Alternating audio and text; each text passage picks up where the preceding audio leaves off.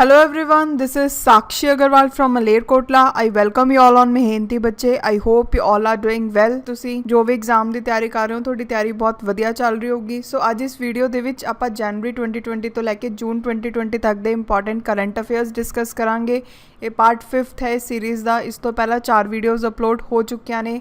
ਸੋ ਜਿਹੜੇ ਵੀ students first time ਇਹ video ਨੂੰ ਦੇਖ ਰਹੇ ਨੇ ਪਹਿਲੇ 4 ਪਾਰਟ ਜ਼ਰੂਰ ਦੇਖੋ। ਇਸ ਤੋਂ ਇਲਾਵਾ ਡੇਲੀ ਬੇਸਿਸ ਤੇ ਟੈਲੀਗ੍ਰਾਮ, ਇੰਸਟਾਗ੍ਰਾਮ, ਫੇਸਬੁੱਕ ਤੇ ਵੀ ਕੁਇਜ਼ ਵੀ ਤੇ ਕਰੰਟ ਅਫੇਅਰਸ ਵੀ ਅਪਲੋਡ ਹੁੰਦੇ ਨੇ। ਸੋ ਤੁਸੀਂ ਇਹਨਾਂ ਨੂੰ ਅਟੈਂਪਟ ਕਰ ਸਕਦੇ ਹੋ ਤੇ ਨਾਲ ਹੀ ਚੈਨਲ ਤੇ ਡਿਫਰੈਂਟ ਸਬਜੈਕਟਸ ਨਾਲ ਰਿਲੇਟਿਡ ਤੁਹਾਨੂੰ ਕਾਫੀ ਮਟੀਰੀਅਲ ਮਿਲ ਜੂਗਾ। ਸੋ ਤੁਸੀਂ ਇਹ ਦੇਖ ਸਕਦੇ ਹੋ ਵੀਡੀਓਜ਼ ਨੂੰ। ਸੋ ਜਿਹੜੇ ਵੀ ਸਟੂਡੈਂਟਸ ਚੈਨਲ ਉੱਪਰ ਨਿਊ ਹੈ ਤੇ ਜਿਨ੍ਹਾਂ ਨੇ ਚੈਨਲ ਨੂੰ ਸਬਸਕ੍ਰਾਈਬ ਨਹੀਂ ਕੀਤਾ ਜ਼ਰੂਰ ਕਰੋ ਤੇ ਬੈਲ ਆਈਕਨ ਨੂੰ ਕਲਿੱਕ ਕਰੋ ਤਾਂ ਕਿ ਆਉਣ ਵਾਲੀ videos the notification time to time ਤੁਹਾਨੂੰ ਮਿਲਦੀ ਰਹੇ। ਤੇ ਅਗਰ ਵੀਡੀਓਜ਼ ਅੱਛੀਆਂ ਲੱਗਦੀਆਂ ਵੀਡੀਓਜ਼ ਨੂੰ ਲਾਈਕ ਕਰੋ ਤੇ ਜ਼ਿਆਦਾ ਤੋਂ ਜ਼ਿਆਦਾ ਸ਼ੇਅਰ ਕਰੋ। ਸੋ ਸਟਾਰਟ ਕਰਦੇ ਹਾਂ ਅੱਜ ਦੀ ਡਿਸਕਸ਼ਨ। ਸਭ ਤੋਂ ਪਹਿਲਾ ਕਰੰਟ ਅਫੇਅਰ ਹੈ ਕਿ ਐਸੀ ਕਿਹੜੀ ਸਟੇਟ ਗਵਰਨਮੈਂਟ ਹੈ ਜਿਨ੍ਹਾਂ ਨੇ ਪਾਨ ਮਸਾਲਾ ਨੂੰ 1 ਸਾਲ ਦੇ ਲਈ ਬੈਨ ਕਰਤਾ।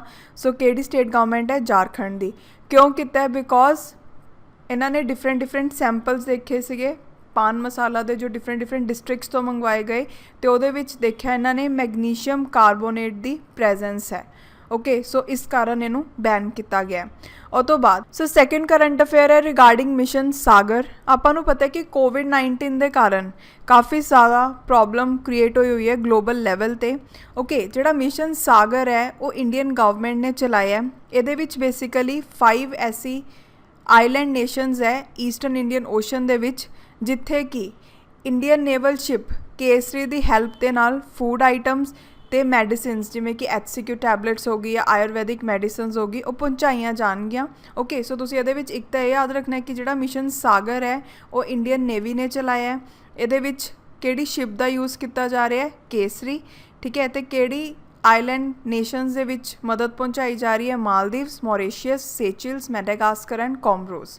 ਓਕੇ, ਅਤੇ ਇੱਕ ਹੋਰ ਗੱਲ, ਇਸ ਮਿਸ਼ਨ ਦੇ ਵਿੱਚ ਇੰਡੀਅਨ ਨੇਵੀ ਸ਼ਿਪ ਜੋ ਕੇਸਰੀ ਹੈ ਉਹ ਰਿਪਬਲਿਕ ਆਫ ਮਾਲਦੀਵਸ ਦੇ ਪੋਰਟ ਮਾਲੇ ਦੇ ਵਿੱਚ ਵੀ ਫੂਡ ਪ੍ਰੋਵਾਈਡ ਕਰਵਾਊਗੀ। Okay, Sagar highlights the importance accorded by India to relation with her neighbouring countries and further strength the existing bond. Basically ਇਹ ਮਿਸ਼ਨ ਦੇ ਨਾਲ ਕੀ ਹੋਊਗਾ, ਜਿਹੜੇ ਵੀ ਕੰਟਰੀਜ਼ ਨੇ ਆਹ ਵਾਲੀਆਂ ਇਹਨਾਂ ਨਾਲ ਇੰਡੀਆ ਦੇ ਰਿਲੇਸ਼ਨਸ ਹੋਰ ਇੰਪਰੂਵ ਹੋਣਗੇ ਅਤੇ ਅੱਛਾ ਬੌਂਡ ਬਣੂਗਾ। Okay, so next third current affair ਹੈ ਰਿਗਾਰਡਿੰਗ ਸਵਸਥ ਵਾਯੂ। ਡਾਇਰੈਕਟਲੀ ਪੇਪਰ 'ਚ ਆ ਜਾਊਗਾ ਕਿ ਟਰਮ ਸਵਸਥ ਵਾਯੂ ਨਿਊਜ਼ ਸੀ। ਠੀਕ ਹੈ, ਇਹਦਾ ਮਤਲਬ ਕੀ ਹੈ? ਸੋ ਸਵਸਥ ਵਾਯੂ ਬੇਸਿਕਲੀ ਵੈਂਟੀਲੇਟਰ ਦਾ ਨਾਮ ਹੈ। ਓਕੇ, ਜਿਹੜਾ ਹੁਣ ਇਹ ਵੈਂਟੀਲੇਟਰ ਹੈ ਇਹ ਸਭ ਤੋਂ ਪਹਿਲਾਂ ਤੁਹਾਨੂੰ ਇਹ ਪਤਾ ਹੋਣਾ ਚਾਹੀਦਾ ਕਿਹਨੇ ਬਣਾਇਆ ਹੈ। ਇਹਨੂੰ ਬਣਾਇਆ ਗਿਆ ਨੈਸ਼ਨਲ ਐਰੋਸਪੇਸ ਲੈਬੋਰੇਟਰੀਜ਼ ਦੇ ਦੁਆਰਾ। ਓਕੇ, ਹੁਣ ਇਹ ਕਿਉਂ ਬਣਾਇਆ ਗਿਆ? ਇਹਦਾ ਮੇਨ ਐਡਵਾਂਟੇਜ ਕੀ ਹੈ ਕਿ ਜਿਹੜਾ ਇਹ ਵੈਂਟੀਲੇਟਰ ਹੈ ਉਹ ਸਪੈਸੀਫਿਕਲੀ ਕੋਵਿਡ-19 ਪੇਸ਼ੈਂਟਸ ਦੇ ਲਈ ਬਣਾਇਆ ਗਿਆ ਹੈ ਕਿ ਜਿਹੜੇ ਪੇਸ਼ੈਂਟਸ ਹੈ ਅਗਰ ਉਹਨਾਂ ਨੂੰ ਇੱਕ ਜਗ੍ਹਾ ਤੋਂ ਦੂਸਰੀ ਜਗ੍ਹਾ ਮੂਵ ਕਰਨਾ ਹੈ ਤਾਂ ਆਸਾਨੀ ਨਾਲ ਮੂਵ ਹੋ ਜਾਣ। ਓਕੇ, ਹੁਣ ਇਹਦਾ ਮੇਨ ਐਡਵਾਂਟੇਜ ਕੀ ਹੈ ਕਿ ਇਹ ਜਿਹੜਾ ਵੈਂਟੀਲੇਟਰ ਹੈ ਬਹੁਤ ਸਿੰਪਲ ਹੈ ਯੂਜ਼ ਕਰਨ ਦੇ ਲਈ ਬਿਕੋਜ਼ ਇਹਨੂੰ ਵਿਦਾਊਟ ਐਨੀ ਸਪੈਸ਼ਲਾਈਜ਼ ਨਰਸਿੰਗ ਨਾਲ ਵੀ ਯੂਜ਼ ਕੀਤਾ ਜਾ ਸਕਦਾ ਹੈ। ਓਕੇ, ਕੋਸਟ ਇਫੈਕਟਿਵ ਹੈ, ਕੰਪੈਕਟ ਹੈ ਅਤੇ ਇਹਦੇ ਵਿੱਚ ਬਹੁਤ ਜ਼ਿਆਦਾ ਇੰਡੀਜੀਨੀਅਸ ਕੰਪੋਨੈਂਟਸ ਦਾ ਯੂਜ਼ ਕੀਤਾ ਗਿਆ। ਓਕੇ, ਉਹ ਤੋਂ ਬਾਅਦ ਨੈਕਸਟ ਫੋਰਥ ਕਰੰਟ ਅਫੇਅਰ ਹੈ regarding global energy transaction index. ਹੁਣ ਇਹਦੇ ਵਿੱਚ ਤੁਹਾਨੂੰ 3 ਚੀਜ਼ਾਂ ਪਤਾ ਹੋਣੀਆਂ ਚਾਹੀਦੀਆਂ ਨੇ। ਸਭ ਤੋਂ ਪਹਿਲੀ ਚੀਜ਼ ਹੈ ਕਿ ਇਹਨੂੰ ਰਿਲੀਜ਼ ਕਿਹਨੇ ਕੀਤਾ ਹੈ। ਸੈਕਿੰਡ ਹੈ ਇਹਦੇ ਵਿੱਚ ਇੰਡੀਆ ਦੀ ਕੀ ਰੈਂਕਿੰਗ ਰਹੀ ਹੈ ਅਤੇ ਥਰਡ ਹੈ ਕਿਹੜੀ ਐਸੀ ਕੰਟਰੀ ਹੈ ਜਿਹਨੇ ਇਹਨੂੰ ਇਹਦੇ ਵਿੱਚ ਟੌਪ ਕੀਤਾ ਹੈ। ਓਕੇ, ਸੋ ਅਗਰ ਆਪਾਂ ਗੱਲ ਕਰੀਏ ਕਿ ਜਿਹੜਾ ਗਲੋਬਲ ਐਨਰਜੀ ਟ੍ਰਾਂਜੈਕਸ਼ਨ ਇੰਡੈਕਸ ਹੈ ਉਹਨੂੰ ਰਿਲੀਜ਼ ਕੀਤਾ ਹੈ ਵਰਲਡ ਇਕਨੋਮਿਕ ਫੋਰਮ ਨੇ। ਅਗਰ ਇੰਡੀਆ ਦੀ ਗੱਲ ਕਰੀਏ ਇੰਡੀਆ ਦੀ ਪੋਜੀਸ਼ਨ ਆਈ ਹੈ ਇਹਦੇ ਵਿੱਚ 74th। ਓਕੇ, ਅਤੇ ਟੌਪ ਕਿਹਨੇ ਕੀਤਾ? ਸਵੀਡਨ ਨੇ। ਉਸ ਤੋਂ ਇਲਾਵਾ ਸੈਕਿੰਡ ਰੈਂਕ ਆਇਆ ਸਵਿਟਜ਼ਰਲੈਂਡ ਦਾ ਅਤੇ ਥਰਡ ਆਇਆ ਫਿਨਲੈਂਡ ਦਾ। ਇਹ 3 ਮੇਨ ਚੀਜ਼ਾਂ ਤੁਸੀਂ ਇਹਦੇ ਵਿੱਚ ਯਾਦ ਰੱਖਣੀਆਂ ਨੇ। ਅਤੇ ਅਗਰ ਆਪਾਂ ਇੰਡੀਆ ਦੀ ਗੱਲ ਕਰੀਏ ਇੰਡੀਆ ਦੇ ਵਿੱਚ ਹਰ ਲੈਵਲ 'ਤੇ ਇੰਪਰੂਵਮੈਂਟ ਦੇਖਣ ਨੂੰ ਮਿਲੀ ਹੈ। ਅਗਰ ਆਪਾਂ ਪੈਰਾਮੀਟਰਸ ਦੇਖੀਏ, ਠੀਕ ਹੈ, ਜਿਵੇਂ ਕਿ ਇਕਨੋਮਿਕ ਗਰੋਥ ਹੋ ਗਿਆ, ਐਨਰਜੀ ਸਿਕਿਉਰਿਟੀ ਹੋ ਗਿਆ ਜਾਂ ਫਿਰ ਇਨਵਾਇਰਮੈਂਟਲ ਸਸਟੇਨੇਬਿਲਿਟੀ ਹੋ ਗਿਆ। ਉਹ ਤੋਂ ਬਾਅਦ 5th ਕਰੰਟ ਅਫੇਅਰ ਹੈ regarding cost India collaboration Covid action support group. ਇਹ ਹੈ ਕੀ ਚੀਜ਼? It is a GIS enabled dashboard that includes an Indian map reflecting the movement of migrants in real time on their long journeys, often on foot, along with facilities and relief organization on their routes. ਹੁਣ ਦੇਖੋ cost India ਹੈ ਕੀ? ਇਹ basically GIS enable dashboard ਹੈ ਜਿਹਦੇ ਵਿੱਚ ਇੱਕ map ਨੂੰ include ਕੀਤਾ ਗਿਆ। ਉਹ ਮੈਪ ਬੇਸਿਕਲੀ ਕੀ ਦਿਖਾਊਗਾ ਕਿ ਮਾਈਗਰੈਂਟਸ ਜਿਹੜੇ ਨੇ ਉਹ ਪੈਦਲ ਚੱਲ ਕੇ ਕਿੱਧਰਲੀ ਸਾਈਡ ਮੂਵ ਕਰ ਰਹੇ ਨੇ। ਸੈਕਿੰਡ ਹੈ ਕਿ ਜਿਹੜਾ ਇਹ ਪਲੈਟਫਾਰਮ ਹੈ ਉਹਨੂੰ ਡਿਵੈਲਪ ਕੀਤਾ ਹੈ ਇੰਡੀਆ ਆਬਜ਼ਰਵੇਟਰੀ ਨੇ, ਕਿੰਨਲ ਮਿਲ ਕੇ ਕੀਤਾ ਹੈ, Anand based forest ecological security. Okay, ਤੇ ਹੁਣ ਇਹਦੇ ਵਿੱਚ ਕੀ ਹੋਊਗਾ, ਇਹਦੇ ਵਿੱਚ ਬੇਸਿਕਲੀ 55 ਆਰਗੇਨਾਈਜੇਸ਼ਨਸ ਤੋਂ ਜੋ ਕਿ ਗਰਾਊਂਡ ਲੈਵਲ ਤੇ ਕੰਮ ਕਰ ਰਹੀਆਂ ਡਿਫਰੈਂਟ ਵਿਲੇजेस ਦੇ ਵਿੱਚ, ਉਹਨਾਂ ਤੋਂ ਡਾਟਾ ਲਿੱਤਾ ਜਾਊਗਾ ਤਾਂ ਕਿ ਜਿਹੜਾ ਉਹ ਡਾਟਾ ਹੈ ਉਹ ਡਿਫਰੈਂਟ ਗਵਰਨਮੈਂਟਸ ਨੂੰ ਜਾਂ ਫਿਰ small local civil society groups ਨੂੰ ਅਵੇਲੇਬਲ ਕਰਵਾਇਆ ਜਾ ਸਕੇ ਤਾਂ ਕਿ ਉਹ ਇਹ ਲੋਕਾਂ ਦੀ ਹੈਲਪ ਕਰ ਸਕਣ। ਓਕੇ, ਮੇਨ ਇਹਦੇ ਵਿੱਚ ਤੁਸੀਂ ਇਹ ਚੀਜ਼ ਯਾਦ ਰੱਖਣੀ ਹੈ। ਸੋ 6th ਕਰੰਟ ਅਫੇਅਰ ਹੈ। ਦੇਖੋ ਹੁਣ ਇਹਦੇ ਵਿੱਚ ਕਿਵੇਂ ਪੇਪਰ 'ਚ ਕੁਐਸਚਨ ਆ ਸਕਦਾ ਹੈ ਕਿ WTO ਦੇ ਚੀਫ ਦਾ ਨਾਮ ਦੱਸੋ ਜਿਨ੍ਹਾਂ ਨੇ ਕਿ ਆਪਣੀ ਟਰਮ ਖਤਮ ਹੋਣ ਤੋਂ 1 ਸਾਲ ਪਹਿਲਾਂ ਹੀ ਰਿਜ਼ਾਈਨ ਕਰਤਾ, ਤੇ ਸੈਕਿੰਡ ਉਹ ਕਿਹੜੀ ਕੰਟਰੀ ਨੂੰ ਬਿਲੋਂਗ ਕਰਦੇ ਆ। ਸੋ ਨਾਮ ਕੀ ਹੈ? ਰੋਬਰਟੋ ਐਜ਼ੀਵੀਡੋ, ਤੇ ਕਿਹੜੀ ਕੰਟਰੀ ਨੂੰ ਬਿਲੋਂਗ ਕਰਦੇ ਆ ਉਹ? ਬ੍ਰਾਜ਼ੀਲ। ਓਕੇ, ਉਹ ਤੋਂ ਬਾਅਦ ਨੈਕਸਟ 7th ਕਰੰਟ ਅਫੇਅਰ ਹੈ। Uttar Pradesh government to develop 800 kilometre roads as herbal roads. ਜਿਹੜੀ UP ਗਵਰਨਮੈਂਟ ਹੈ ਉਹ 800 ਕਿਲੋਮੀਟਰ ਰੋਡਸ ਨੂੰ ਹਰਬਲ ਰੋਡਸ ਦੇ ਵਿੱਚ ਡਿਵੈਲਪ ਕਰਨ ਜਾ ਰਹੀ ਹੈ। ਸੋ ਹੁਣ ਆਪਾਂ ਇਹਦੇ ਵਿੱਚ ਦੇਖਦੇ ਹਾਂ ਕਿ ਹਰਬਲ ਰੋਡਸ ਕਿਹੜੀਆਂ ਹੁੰਦੀਆਂ। ਜਦੋਂ ਵੀ ਆਪਾਂ ਟਰੈਵਲਿੰਗ ਕਰਦੇ ਹਾਂ ਆਪਾਂ ਆਪਣੇ ਅਰਾਊਂਡ ਡਿਫਰੈਂਟ ਕਾਈਂਡ ਦੇ ਪੇੜ ਦੇਖਦੇ ਹਾਂ, ਬਟ ਜਿਹੜੀ ਹਰਬਲ ਰੋਡਸ ਹੈ ਇਹਦੇ ਵਿੱਚ ਰੋਡ ਦੇ ਦੋਨੋਂ ਸਾਈਡਸ 'ਤੇ ਕਿਹੜੇ ਪੇੜ ਉਗਾਏ ਜਾਣਗੇ? ਜਿਹੜੇ ਜਾਂ ਤਾਂ ਹਰਬਲ ਟਰੀਜ਼ ਹੋਣਗੇ ਜਾਂ ਫਿਰ ਮੈਡੀਸਿਨਲ ਟਰੀਜ਼ ਹੋਣਗੇ, ਲਾਈਕ ਪੀਪਲ, ਨੀਮ, ਅਸ਼ਵਗੰਧਾ, ਬ੍ਰਹਮੀ ਜਾਂ ਫਿਰ jatropha. Okay, these 800 kilometre roads will be along national and state highway. ਇਹ ਸਟੇਟ ਹਾਈਵੇ ਤੇ ਨੈਸ਼ਨਲ ਹਾਈਵੇ ਦੇ ਅਲੋਂਗ ਹੋਣਗੇ ਜਿਹੜੇ ਕਿ ਪਾਸ ਕਰਨਗੇ ਸਟੇਟ ਦੇ ਵਿੱਚੋਂ। ਤੇ ਇੱਕ ਹੋਰ ਗੱਲ ਹੈ, ਹੁਣ ਇਹ ਪੇੜ ਲਗਾਉਣ ਦਾ ਇੱਕ ਹੋਰ ਫਾਇਦਾ ਹੋਊਗਾ ਕਿ ਇਹਦੇ ਨਾਲ ਜਿਹੜੀ ਏਅਰ ਹੈ ਉਹ ਸਾਫ਼ ਰਹੂਗੀ, ਬੈਕਟੀਰੀਆ ਫ੍ਰੀ ਰਹੂਗੀ ਤੇ ਅਦਰ ਡਿਜ਼ੀਜ਼ ਫ੍ਰੀ ਰਹੂਗੀ। ਓਕੇ, ਉਹ ਤੋਂ ਬਾਅਦ 8th ਕਰੰਟ ਅਫੇਅਰ ਹੈ regarding military gender advocate of the year 2019 award. ਹੁਣ ਪਹਿਲਾਂ ਤਾਂ ਤੁਹਾਨੂੰ ਇਹੀ ਪਤਾ ਹੋਣਾ ਚਾਹੀਦਾ ਹੈ ਕਿ ਇਹ ਅਵਾਰਡ ਕਿਹਨੂੰ ਮਿਲਿਆ ਤੇ ਸੈਕਿੰਡ ਕੌਣ ਦਿੰਦਾ ਹੈ ਇਹ ਅਵਾਰਡ। ਠੀਕ ਹੈ, so women peace keepers from India and Brazil have jointly won United Nation military gender advocate of the year award 2019। India 'ਚ ਕਿਹਨੂੰ ਮਿਲਿਆ? Suman Gawani of Indian army. ਤੇ ਬ੍ਰਾਜ਼ੀਲ ਦੀ ਗੱਲ ਕਰੀਏ, ਬ੍ਰਾਜ਼ੀਲ 'ਚੋਂ ਕਿਹਨੂੰ ਦਿੱਤਾ ਗਿਆ? ਕਮਾਂਡਰ ਕਾਰਲਾ ਮੋਂਟੇਰੋ ਦ ਕੈਸਟਰੋ ਅਰਾਊਜ਼ੋ।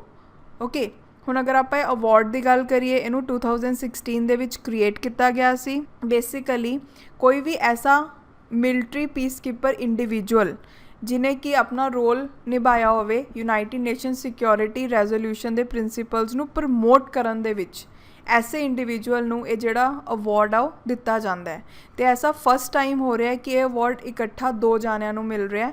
ਓਕੇ, ਉਹਨਾਂ ਦਾ ਨਾਮ ਮੈਂ ਤੁਹਾਨੂੰ ਦੱਸਦਾ, ਨਾਮ ਯਾਦ ਰੱਖਿਓ, ਪੇਪਰ 'ਚ ਕੁਐਸਚਨ ਪੁੱਛ ਸਕਦੇ ਹਾਂ।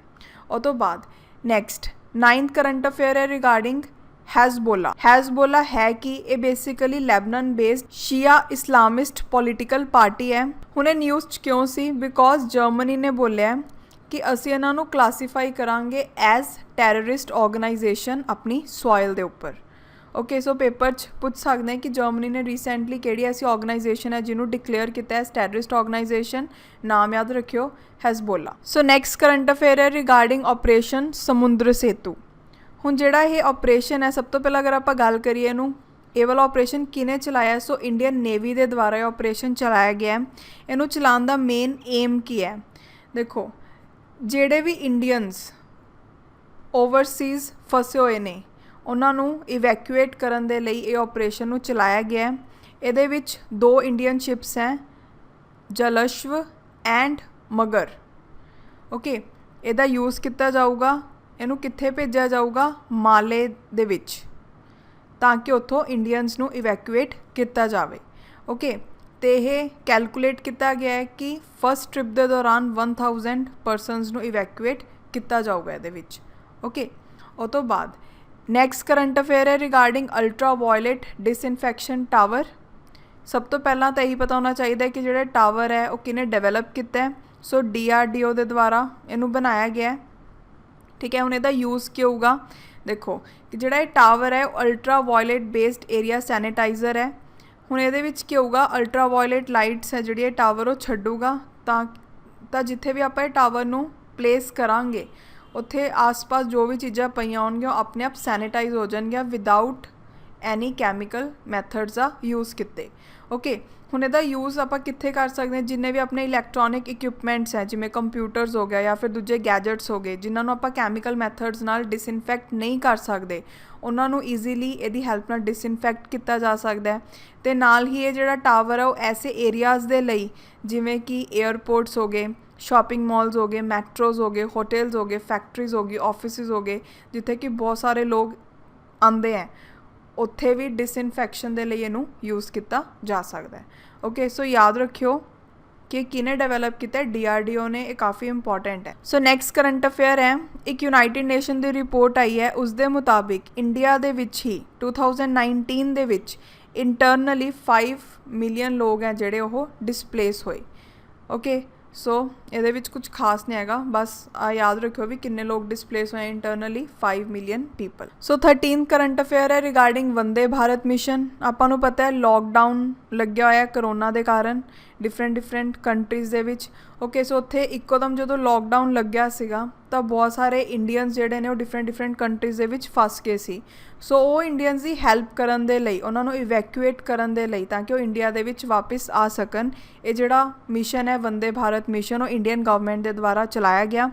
ਇਹ basically one of the largest evacuation exercise ਹੈ। ਇਸ ਦੇ ਵਿੱਚ ਟੋਟਲ 64 ਫਲਾਈਟਸ ਚਲਾਈਆਂ ਗਈਆਂ ਸੀ ਟਿਲ ਮਈ 13, ਤਾਂ ਕਿ 14,800 ਇੰਡੀਅਨ ਨੈਸ਼ਨਲਸ ਨੇ ਜਿਹੜੇ ਡਿਫਰੈਂਟ ਕੰਟਰੀਜ਼ ਦੇ ਵਿੱਚ, ਉਹਨਾਂ ਨੂੰ ਵਾਪਿਸ ਲੈ ਕੇ ਆਇਆ ਜਾ ਸਕੇ। ਓਕੇ, ਉਹ ਤੋਂ ਬਾਅਦ 14 ਕਰੰਟ ਅਫੇਅਰ ਹੈ regarding operation Greens. Operation Greens news 'ਚ ਇਸ ਲਈ ਸੀ ਬਿਕੋਜ਼ ਇਹਨੂੰ ਐਕਸਟੈਂਡ ਕੀਤਾ ਗਿਆ ਹੈ to all fruits and vegetables. ਸਭ ਤੋਂ ਪਹਿਲਾਂ ਆਪਾਂ ਆਪਰੇਸ਼ਨ ਗ੍ਰੀਨ ਦੀ ਗੱਲ ਕਰਦੇ ਹਾਂ, ਫਿਰ ਦੇਖਦੇ ਹਾਂ ਕਿ ਨਿਊਜ਼ 'ਚ ਕਿਉਂ ਹੈ। ਦੇਖੋ, ਜਿਹੜਾ ਆਪਰੇਸ਼ਨ ਗ੍ਰੀਨ ਹੈ ਉਹ ਕਿਉਂ ਚਲਾਇਆ ਗਿਆ ਸੀ? ਤਾਂ ਕਿ ਜਿਹੜੇ ਫਾਰਮਰਸ ਹੈ ਉਹਨਾਂ ਨੂੰ ਆਪਣੇ ਪ੍ਰੋਡਿਊਸ ਦੀ ਰਾਈਟ ਅਮਾਊਂਟ ਮਿਲ ਸਕੇ। ਓਕੇ, ਫਿਕਸਡ ਅਮਾਊਂਟ ਮਿਲੇ ਅਤੇ ਰਾਈਟ ਅਮਾਊਂਟ ਮਿਲੇ। ਇਹ ਜਿਹੜਾ ਆਪਰੇਸ਼ਨ ਗ੍ਰੀਨ ਹੈ ਉਹ ਪਹਿਲਾਂ ਚਲਾਇਆ ਗਿਆ ਸੀ 3 ਵੈਜੀਟੇਬਲਸ ਲਈ, ਜਿਹਨੂੰ ਆਪਾਂ ਟੌਪ ਵੀ ਬੋਲ ਦਿੰਦੇ ਹਾਂ। T for tomatoes, O for onions and P for potatoes. ਹੁਣ ਇਹ ਨਿਊਜ਼ 'ਚ ਕਿਉਂ ਸੀ? ਬਿਕੋਜ਼ ਇਹਨਾਂ ਨੂੰ ਐਕਸਟੈਂਡ ਕੀਤਾ ਗਿਆ to all fruits and vegetables. Recently union finance minister Mrs. Nirmala Sitharaman announced that Operation Green will be extended from tomatoes, onion, potatoes to all fruits and vegetables. ਠੀਕ ਹੈ, ਇਹ ਜਿਹੜਾ ਸਕੀਮ ਹੈ ਇਹਦੇ ਵਿੱਚ 50% ਸਬਸਿਡੀ ਦਿੱਤੀ ਜਾਊਗੀ ਟਰਾਂਸਪੋਰਟੇਸ਼ਨ ਦੇ ਉੱਪਰ, ਅਗਰ ਇਹਨਾਂ ਨੂੰ ਸਰਪਲਸ ਮਾਰਕੀਟਸ ਤੋਂ ਡੈਫਿਸਿਟ ਮਾਰਕੀਟਸ ਦੀ ਔਰ ਟਰਾਂਸਪੋਰਟ ਕੀਤਾ ਜਾ ਰਿਹਾ। ਮਤਲਬ ਜਿੱਥੇ ਬਹੁਤ ਅਮਾਊਂਟ 'ਚ ਨੇ ਅਤੇ ਜਿੱਥੇ ਬਹੁਤ ਘੱਟ ਨੇ, ਜ਼ਿਆਦਾ ਅਮਾਊਂਟ 'ਚ ਨੇ ਜਿੱਥੇ ਉਸ ਮਾਰਕੀਟ 'ਚੋਂ, ਜਿੱਥੇ ਘੱਟ ਹੈ ਉੱਥੇ ਇਹਨਾਂ ਨੂੰ ਟਰਾਂਸਪੋਰਟ ਕੀਤਾ ਜਾ ਰਿਹਾ, ਤਾਂ ਉਹਦੇ ਵਿੱਚ 50% ਸਬਸਿਡੀ ਮਿਲੂਗੀ। Okay, and 50% subsidy on storage including cold storage. ਜਿਹੜੀ ਇਹ ਚੀਜ਼ ਹੈ ਇਹਨੂੰ 6 ਮੰਥਸ ਦੇ ਲਈ ਪਹਿਲਾਂ ਇੰਪਲੀਮੈਂਟ ਕੀਤਾ ਗਿਆ, ਫਿਰ ਇਹਨੂੰ ਐਕਸਪੈਂਡ ਕੀਤਾ ਜਾਊਗਾ।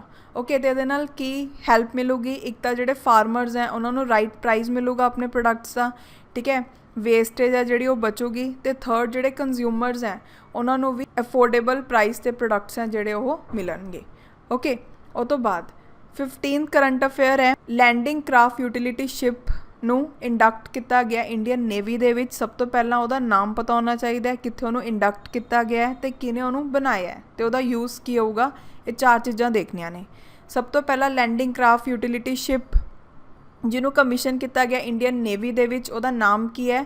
INL CUL57। ਓਕੇ, ਅਤੇ ਕਿੱਥੇ ਕੀਤਾ ਗਿਆ ਹੈ? ਪੋਰਟ ਬਲੇਅਰ ਦੇ ਵਿੱਚ। ਅਗਰ ਆਪਾਂ ਗੱਲ ਕਰੀਏ, ਜਿਹੜਾ ਇਹ ਸ਼ਿਪ ਹੈ ਉਹਨੂੰ ਡਿਜ਼ਾਈਨ ਵੀ ਕੀਤਾ ਅਤੇ ਨਾਲ ਬਣਾਇਆ ਵੀ ਕਿਹਨੇ ਹੈ?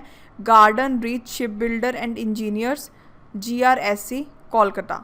ਓਕੇ, ਅਤੇ 7th landing craft utility MK4 class ship ਹੈ ਜਿਹਨੂੰ ਕਿ ਇੰਡਕਟ ਕੀਤਾ ਗਿਆ ਇੰਡੀਅਨ ਨੇਵੀ ਦੇ ਵਿੱਚ। ਸੋ ਹੁਣ ਅਗਰ ਆਪਾਂ ਗੱਲ ਕਰੀਏ ਕਿ ਜਿਹੜਾ ਵੈਸਲ ਹੈ ਉਹਦਾ ਮੇਨ ਰੋਲ ਕੀ ਹੈ, ਉਹਨੂੰ ਕਿਉਂ ਇੰਡਕਟ ਕੀਤਾ ਗਿਆ? ਮੇਨ ਰੋਲ ਤਾਂ ਹੈਗਾ ਕਿ ਇਹਨੂੰ ਟਰਾਂਸਪੋਰਟੇਸ਼ਨ ਅਤੇ ਡਿਪਲੋਇੰਗ ਲਈ ਯੂਜ਼ ਕੀਤਾ ਜਾਊਗਾ। Main battle tanks like Arjun, T-72, okay, ਜਾਂ ਫਿਰ ਟਰੂਪਸ ਨੂੰ, ਇਕਵਿਪਮੈਂਟਸ ਨੂੰ ਇੱਧਰ ਉੱਧਰ ਭੇਜਣਾ, ਉਹਦੇ ਲਈ ਵੀ ਇਹਦਾ ਯੂਜ਼ ਕੀਤਾ ਜਾਊਗਾ। ਦੈਨ ਜਿਹੜੀ ਸ਼ਿਪ ਹੈ ਉਹਨੂੰ ਹੋਰ ਵੀ ਡਿਫਰੈਂਟ ਐਕਟੀਵਿਟੀਜ਼ ਲਈ ਯੂਜ਼ ਕੀਤਾ ਜਾ ਸਕਦਾ, like search and rescue operation, disaster relief operation, then supply and replenishment and evacuation. Okay, so ਇਹਦੇ ਬਾਰੇ ਤੁਸੀਂ ਇਹ ਚੀਜ਼ ਯਾਦ ਰੱਖਿਓ, ਨਾਮ ਵੀ ਯਾਦ ਰੱਖਿਓ ਅਤੇ ਇਹ ਵੀ ਯਾਦ ਰੱਖਿਓ ਕਿ ਇਹ ਹੈ ਕੀ, landing craft utility ship. Okay, so I hope ਅੱਜ ਆਪਾਂ ਜੋ ਵੀ ਕਰੰਟ ਅਫੇਅਰਸ ਡਿਸਕਸ ਕੀਤੇ ਤੁਹਾਨੂੰ ਸਾਰੇ ਸਮਝ ਲੱਗ ਗਏ ਹੋਣਗੇ। ਜਿਹੜੀ ਇਹ ਲੈਕਚਰ ਦੀ PDF ਹੈ ਉਹ ਤੁਸੀਂ ਸਾਡੀ ऑफिशियल ਵੈਬਸਾਈਟ www.mehnatibachche.com ਤੋਂ ਡਾਊਨਲੋਡ ਕਰ ਸਕਦੇ ਹੋ। ਸੋ ਅੱਜ ਲਈ ਇੰਨਾ ਹੀ, ਮਿਲਦੇ ਨੈਕਸਟ ਲੈਕਚਰ ਦੇ ਵਿੱਚ। Thank you so much.